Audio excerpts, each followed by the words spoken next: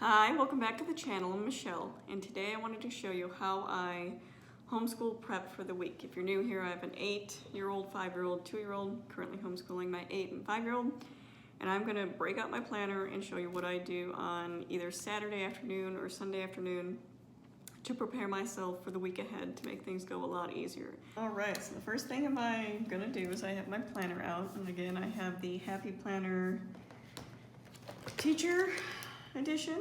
Works really well. I put everything in this planner from chores I have to take care of, meal plan, all that on here. So on the top you can see I have my chores or important things I need to remember. If it's important, I write it in red.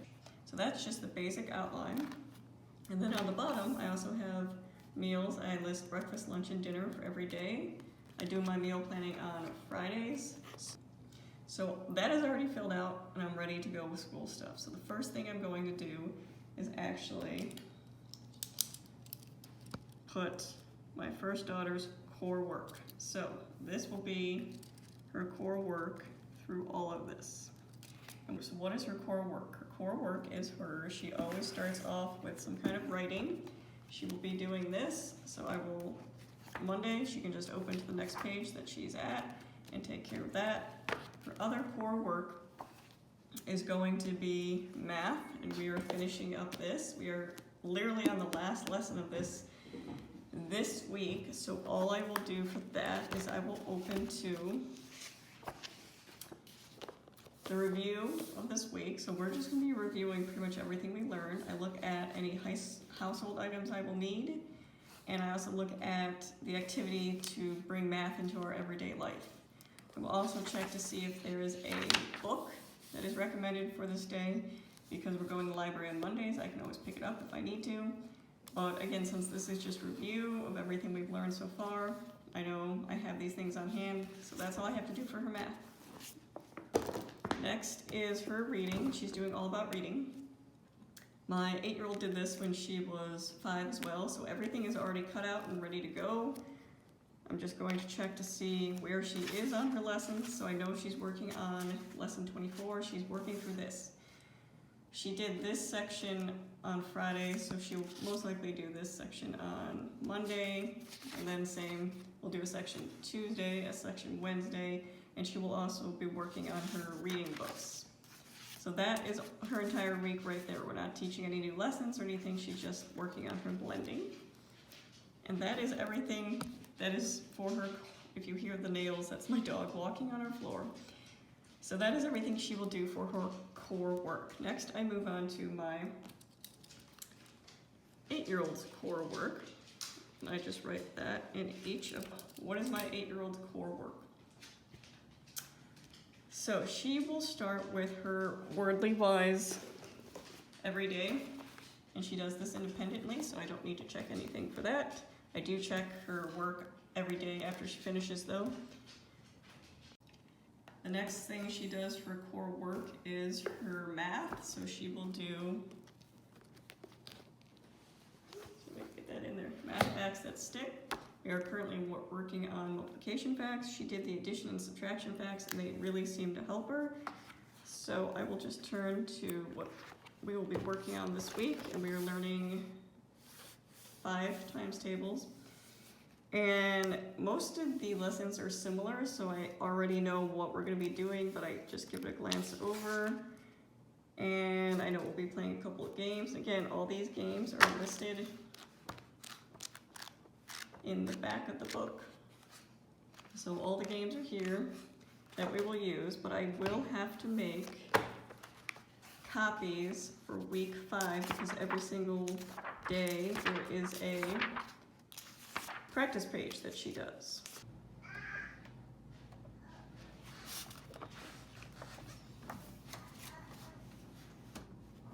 And then the other thing she does before we go into lunch is she does her dimensions. And how I do this is she has her workbook, her textbook. So we always leave off on a lesson. So for example, this will be her workbook. We did the lesson on Friday in here, so she will do the workbook practice page on Monday. I think it's a really good idea, instead of starting a new lesson on Monday, to review kind of what we went over the following week. It reminds her of what we're doing, and it's worked really well. So notice here I wrote Monday. Also, I do not make her do every single problem. I think it's a bit much, especially since when you look in the textbook, there are problems they are doing already in it, so she will only have to do the ones that I circled in purple, and then the back as well. See, this is a lot of problems to be doing, so I think that's a bit much to ask her to do, so I do break it apart a little. And then the next day, I know she will be going into the next textbook lesson. So I will just take my teacher's guide and the textbook, and again, I give this a look over because I want to make sure I'm prepared to teach it, because a lot of these math concepts are definitely not ways I learned how to do it. So in here it tells you this is your opening think discussion question. We talk about how each kid broke it down and the different strategies that they used, and that's explained here.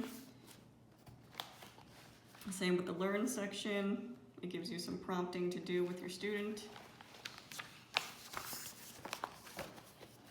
And again, all the answers are also right here, which is really helpful too. So I know we'll be doing that. And then she will do these problems. So again, this will be Tuesday. So what I'm gonna do is take my pen. I will write Tuesday, because she will be doing this lesson with me on Tuesday. And again, I will have her do not all of the lessons, because I think that might be a bit much. And if she went through and got a bunch of these wrong, I would have her do more, but going off the bat, this is what she has to do. So this will be Tuesday. And I also noticed in here there was an activity to do. So a game. So for this, I just make sure I read the instructions over, so I'm good to go. This is her math manipulative box, and it has everything in here. So it has these number cards that I already have, so we are good to play that game right away. So that'll be Tuesday. And then Wednesday will be the actual math lesson. Because remember, this is just the textbook, so this is the learning the concept, reviewing it, and going over with it. The next day, she will do the workbook independent work to practice the concept she learned. So again, I think it would be a bit much to do the textbook and the workbook in the same day. That's a lot of problems, so I split it up. So if that was Tuesday, she'll be doing exercise 7 Wednesday. And I label this on top so she knows when she gets her stuff off, because she usually will start her math while I'm upstairs getting her 2-year-old brother to take his nap. So she can start without me. That's why I label it. And again, this is a lot of problems for one day. So what I will do is I will do the same thing. Just go through, mark some that I think she should do. So that will be Wednesday, and the same thing will happen again. We will go to the next lesson, which will be Thursday.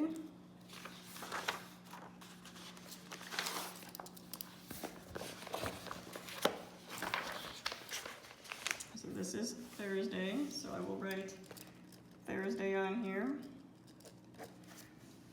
I will read over what it's telling me to do, the learn section, because we're going to need our place value disc for this, and again, that's in this. These will be the do problems, which are listed on here. So same thing, it's a lot of problems, so I'll split it up. This is Thursday. It also says there's an activity. So I want to make sure I have the materials, which again, everything is already preloaded in here, although I think I might have to add the dice. And the activity is optional. If we have time, I do it. If we are struggling with this or it's taking a while, then we completely cut out the activity. It's not necessary. So that is Thursday, which means for Friday, she doesn't actually do this. She does just the math facts that stick. So we have a bit of a heavier day because of co-op. So she just does this for Friday. She does not do her dimensions. But that will mean on Monday, she's going to do this page. And she will practice all the concepts that we learned in the previous week. And it's really worked out well. So I will go through and mark the ones I want her to do. So that is it for math. As her core work done for the entire week, everything's labeled, she knows where she needs to go. So after their core work is done, they will have lunch. So after lunch, my daughter, my 8-year-old, will do her lightning lit, which is her writing, grammar, reading, composition, language arts, pretty much. So what I will do for that is, I will go to where we be doing our next lesson. Gives me the week at a glance. I'll just read over really quickly. We will be doing a poetry unit this week. We do this every couple months, I think, in the units, so we will be using this. I do not need to read anything ahead. These are all the comprehension discussion questions. What I will look over is the workbook pages, the grammar exercises, to make sure I am prepared to teach those. So for example, I will read over this and this before we start, so I am prepared to go. I will read over every day really quick, and there are notes in the instructor's guide to help you kind of facilitate that learning. Then I will also read, and then I will read over the composition to make sure I know what's going and what's being asked for her. So she learned about tone for poetry in this grammar. So her composition will be to write a poem with an emphasis on tone. And again, this is going to be broken down into different sections, so it's not all at once, which I really like about Lightning Lit. I do think the composition is a little bit weaker than the rest of the grammar and the actual reading, but I think I'm proficient enough to fill in the gaps where it has it. So I will read over all the composition days. So again, I'm not surprised when I open this book up and it's time to teach. And when I've gone through that, I will just write Lightning Lit, and she'll do that for every day, except Fridays because it's a 4-day-a-week program. I am slowly trying to also include Michael Clay Thompson. This program has really been working well for us. We're only doing it about 2 days a week right now, just because her math is a little heavier. So on Tuesdays and Fridays, she will do her Michael Clay Thompson. And again, I bought this used online, so it did not come with any type of curriculum guide. So I've just opened to our page. There are on the Facebook groups in the document section a layout of how to implement this in your homeschool schedules, sample schedules, that kind of thing. But I know we ended here, so again, we'll just read a couple of these pages, and they're not complicated at all, and we'll point out on the different things. I do have the student copy as well. This is the teacher one, because the teacher one has the answers in it. But we will just go through this and practice some stuff and see where it goes from there. It's very easy and quick, nothing heavy, and it's really helped her master parts of speech. We will start our Torchlight. So what I do for that is I have my tabs here. I go to the current lesson, which I'm going to take out the overview of the past lesson we just did, which was week 22. I keep this and put it in a separate folder, a Torchlight Done folder. I will go through, and in this we have the next week. I do not print out every single day. Torchlight has that option. I don't think that's necessary. I just need something to be able to glance at. And that will go into our course or current lesson. So I will look at here and see what we're doing and transfer some of that into this. All right, so I have the Torchlight schedule that I printed out, and you can see I crossed some things out. We don't do everything in Torchlight. For example, we don't do any of the science because we chose a different program to use. We do not do the vocabulary spell book, which is like dictionary pages, because my daughter does Wordly Wise. We do the readings that is suggested. All the read alouds we have done have been really good, and it comes with comprehension and discussion questions for the Lit Primer, which I really like. So we do that. We also do the pantomime poetry. The kids will act out the poem that they are practicing. And then we do the history. Curiosity Chronicles is what we do. And then we do some of the books suggested that we already own. But we do not do the science. And this week we are not doing the logic, which is Two Truths and a Lie. I really do like it, but it's a bit much for this week. It's kind of heavy. So I will just write Torchlight for that because I don't need to transfer it to my planner. I find I can just open this and look. But we will be doing our read aloud, we'll do our history, and then I will look at a specific book we have.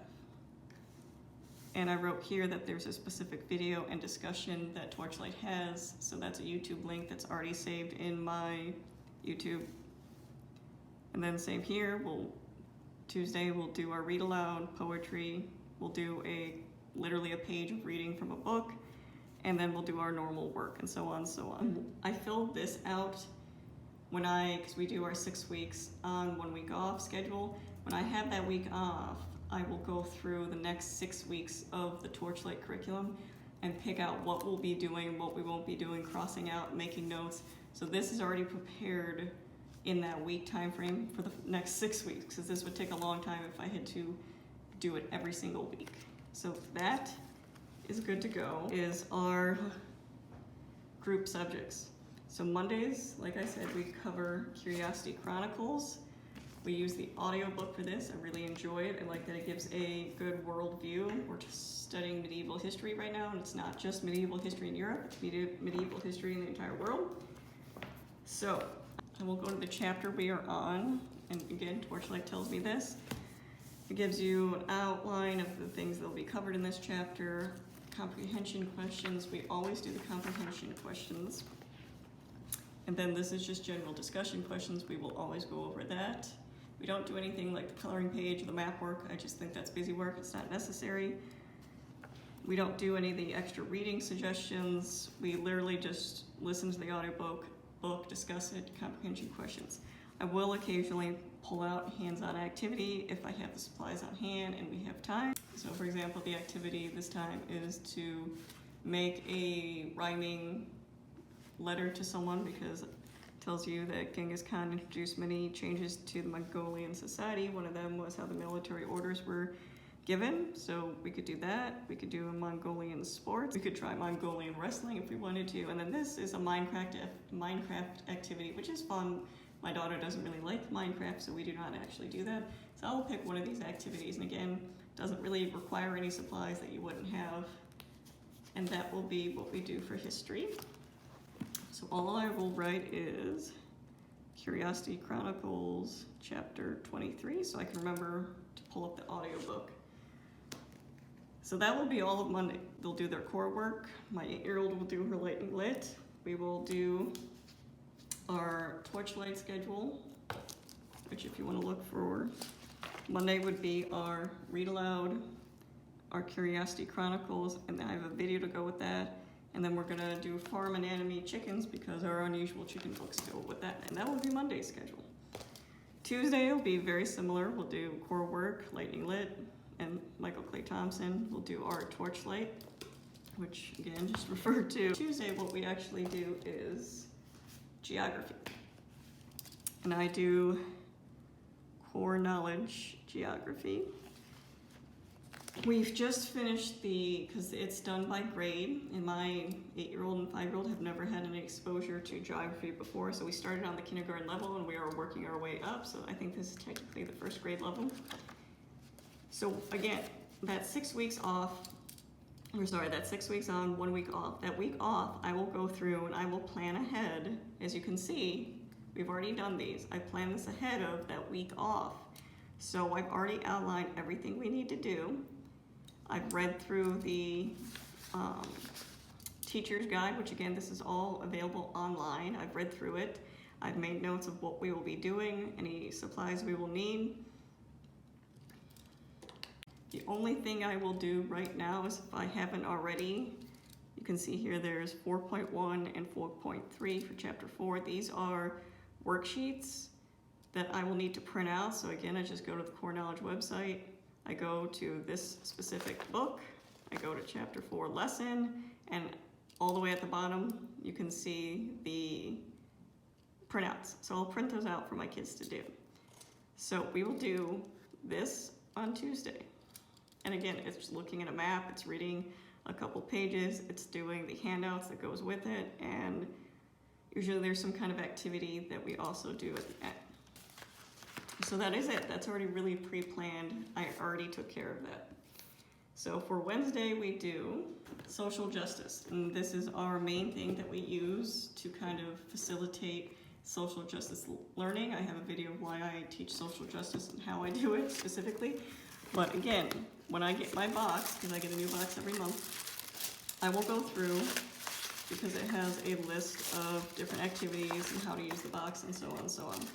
So I will go through, I will outline what we're going to be doing in that 4 weeks, so I can pull things, and it just makes things go a lot quicker, and then I can also pull the books I need of ahead of time.